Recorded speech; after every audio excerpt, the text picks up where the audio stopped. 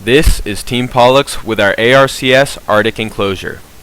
ARCS stands for a Royal Reconstruction Cube Swarm, a NASA program meant to map a topographical, physics-based model of the ionosphere. Cameras in ground-based enclosures track nanosatellites, known as CubeSats, as they travel through the outermost edge of our atmosphere.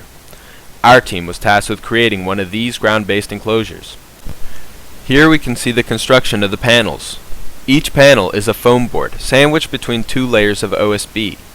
Our enclosure needs to keep the cameras safe from the environment, which means insulating them against temperatures as low as -50 degrees Celsius.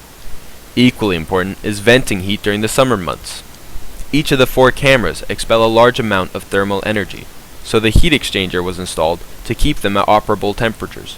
Because humidity is dangerous to the computers, the heat exchanger was modified so no outside air could enter the system. Applied to each panel was a layer of ice and water shield. This final layer is meant to insulate the enclosure from any form of moisture. On each panel, a layer of foam tape is used to create an airtight seal upon construction.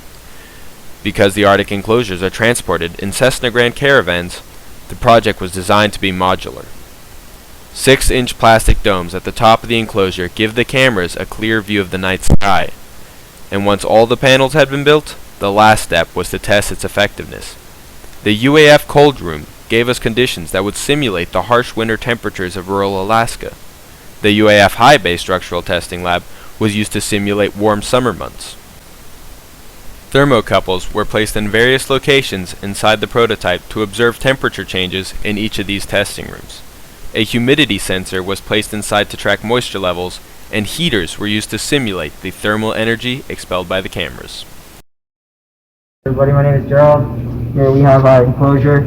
We have a thermocouple on the door here, thermocouple on the floor, thermocouple on the walls, thermocouple on the domes, and together they're all connected through a jack right here. We have the heaters on the bottom and heaters in the middle to circulate the air and simulate the waste heat produced by the computers. And we have a heat recovery ventilator for the high outdoor air temperature test. And we have a network power switch right here that we can operate remotely.